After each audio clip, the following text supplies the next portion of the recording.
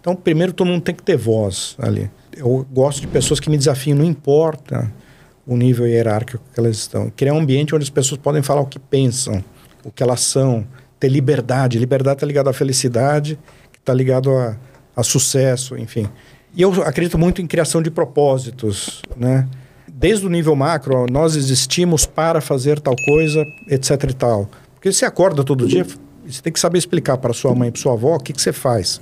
Aliás, eu não sei direito até hoje explicar para minha mãe, mas Fácil. É bem complicado. Isso é um propósito, porque as pessoas precisam de propósito, até você aterrissar o propósito do departamento e da área, né? E aquilo você liga facilmente com um indicador, alguma coisa que você mede, etc. Ter clareza nas definições do trabalho, né? Etc.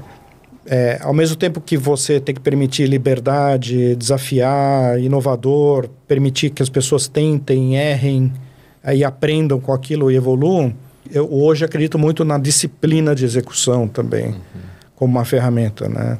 A empresa não é uma zona total. Então você tem que ter cadências, tem que ter disciplinas, tem que medir coisas constantemente, até para saber se está errando, se está indo ou não está indo, para mudar, né?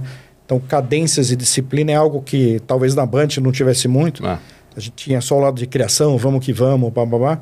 Hoje, na Microsoft, que era uma máquina de execução, eu aprendi a importância da disciplina junto ao que parece ambíguo, né? Essa habilidade de você criar, ter propósito.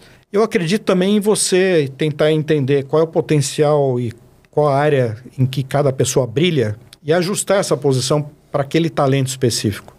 Em vez de você tentar enquadrar as pessoas em caixinhas pré-definidas, que se cada um está fazendo um trabalho um pouquinho mais feliz e não acha que aquilo é trabalho, está engajado, ele vai entregar 10, 20% a mais. Imagine isso numa área que tem 100, 200, 300, 400 pessoas, cada um entregando 20%, 10% a mais, porque está feliz. É simples.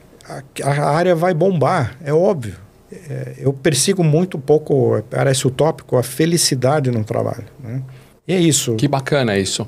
Tem uma coisa muito legal que eu vi que você falou, que é autoconhecimento, né? Então, em algum momento aí, eu fuçando um pouco nas suas coisas, ela assim, eu fiz um curso, um teste para eu me conhecer melhor, meus sentimentos, minhas reações. Que teste é esse que você fez e o que deu? Enfim, eu acho que um grande problema das pessoas são os pontos cegos, né? A gente não sabe os seus pontos fracos, vulnerabilidade. A gente sempre superestima o que você acha que você é e subestima aquilo que você não sabe sobre você mesmo. Isso aí eu aprendi com a Paula Belisa também, outro caso de sucesso. Também agradeço muito a Paula na minha carreira. Então, você se autoconhecer também é um exercício constante. Existe um livro importante chamado FYI, For Your Improvement, que ele numera dezenas de competências. For Your Improvement. For Your Improvement. É um livro de referência, não é um livro para você ler, mas ele tem lá dezenas de competências. Se você não tem, se você tem, se você overdo a competência. E as primeiras edições do livro tinham lá career blockers. Não importa se você é ultra competente, você tem todas as competências da estratégica até operacional, mas se você tem algum bloqueador de carreira, sua carreira está comprometida. Por exemplo, arrogância. Então, você pode ser um cara espetacular, mas se você for arrogante, a definição de arrogante é você não sabe ouvir, você vem com a ideia pré-definida e tenta impor essa ideia sobre tudo, sua carreira está bloqueada. Acabou. Você pode ser um gênio sobre qualquer assunto. Acabou. Então, você tem que primeiro se autoconhecer para evitar seus career blockers. Depois, se autoconhecer para melhorar áreas em que você não sabe que você não é tão bom assim, né? Um dos testes famosos, que é o MBTI, que é baseado na teoria do Jung, do Carl Jung, que são arquétipos. Todo mundo tem um estilo de pensar, né? Um estilo de pensar, não está certo nem errado. Então, você falou até com o Bush sobre isso. Então, o primeiro estilo é se você é extrovertido ou introvertido, por exemplo. O introvertido é aquele cara que pensa antes de falar e que não, tipicamente, vai o cara que vai criar o relacionamento de cara, etc. O extrovertido é aquele que fala pensando, fala ao mesmo tempo que toma mais riscos falando. Não tem certo e errado. Existem situações onde é melhor você ser extrovertido e onde é melhor você ser introvertido. Então, um tem que aprender um pouco com o outro. Então, eu sou naturalmente introvertido. Eu não sabia, só aprendi quando eu fiz o teste. E aí eu pensei que eu perdi dezenas de oportunidades em reuniões que eu vou fazer com um executivo, que eu vou ver uma vez na vida. Se eu não falar nada, perdi a oportunidade. Então eu tive que aprender a exercer extroversão. Que legal. Para um introvertido isso é difícil. Então eu aprendi técnicas do tipo, faça um disclaimer. Fala, eu não tenho bem certeza do que eu estou falando, mas eu acho que é assim, assim, assado. Porque mentalmente, quando você faz esse... Sim. Desculpa o termo em inglês, eu nem sei em português. Disclaimer. Você se protege se você estiver falando bobagem. O introvertido tem medo de falar bobagem, né? Aí você aprende que 90% das vezes que você falar, as pessoas até que gostam. Falam, pô, então não foi tão bobagem assim. Você fica mais confiante em falar. E quando você falar bobagem, ninguém vai ligar também. Não é um preço tão alto a se pagar. Né? Você tentou. Então, não é tão difícil exercer extroversão para quem é introvertido, mas demorei anos para aprender isso. Uma dica dessa muda a carreira da pessoa, cara. Sim. Imagina se você é um introvertido e não fala nada nunca. Nunca você vai ser conhecido, nunca ninguém vai te promover, nunca ninguém vai te dar uma oportunidade.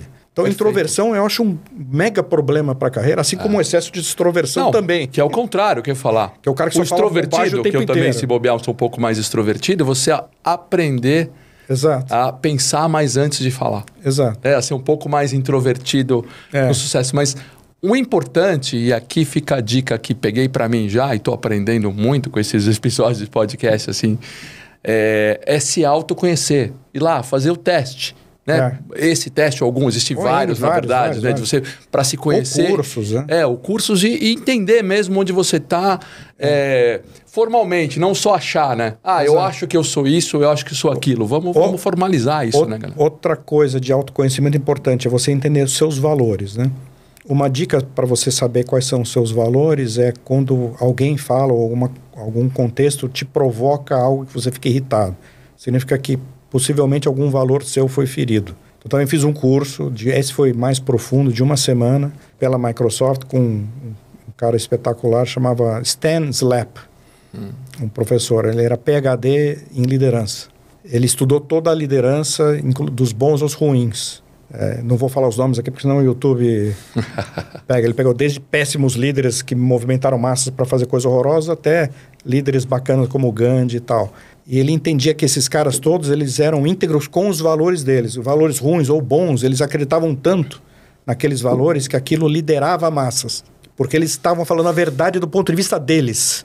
Eles acreditavam muito no que eles estavam falando e aquilo liderava a massa. E por que porque aquilo eram valores deles. Então ele fazia todo um exercício para você regredir, entendendo a sua infância, as suas influências, doenças, tragédias da sua vida, etc. Pra você entender coisas marcantes que criaram os seus valores.